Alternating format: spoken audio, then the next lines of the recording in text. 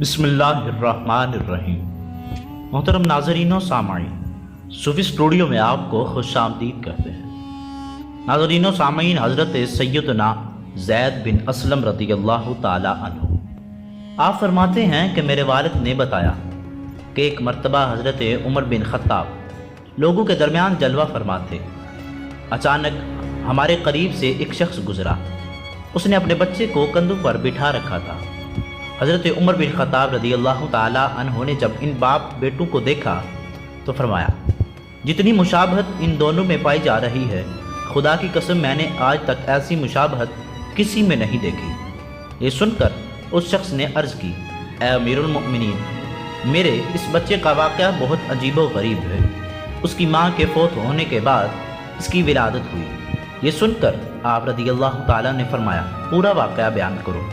وہ شخص عرض کرنے لگا، اے امیر المؤمنین رضی اللہ تعالیٰ عنہ، میں جہاد کے لیے جانے لگا تو اس کی والدہ حاملہ تھی۔ میں نے جاتے وقت دعا کی، اے اللہ عز و جل، میری زوجہ کے پیٹ میں جو حمل ہے میں اسے تیرے حوالے کرتا ہوں، تو ہی اس کی حفاظت فرمانا۔ یہ دعا کر کے میں اس جہاد کے لیے روانہ ہو گیا۔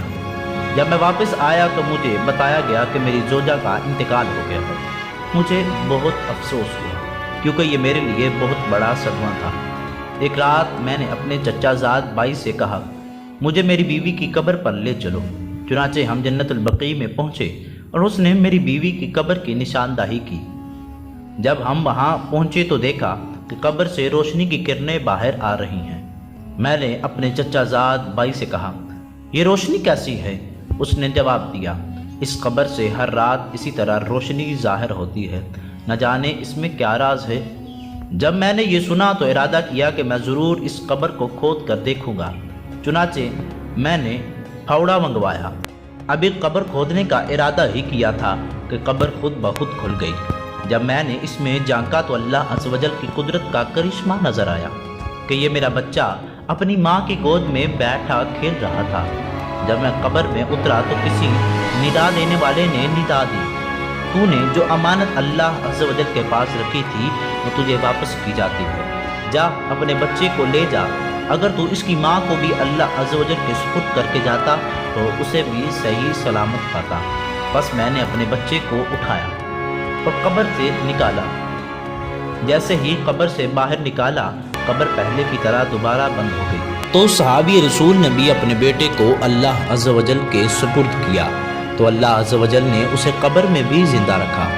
اے اللہ عز و جل، ہم بھی اپنا ایمان تیرے سپرد کرتے ہیں، تو ہمارے ایمان کی حفاظت فرمانا اور ہمارا خاتمہ بالخیر فرمانا۔ عزیز دوستو، نیکی کی بات کو پھیلانا بھی صدقہ جاریہ ہے، اور اس پیغام کو صدقہ جاریہ کی نیت سے زیادہ شیئر کریں۔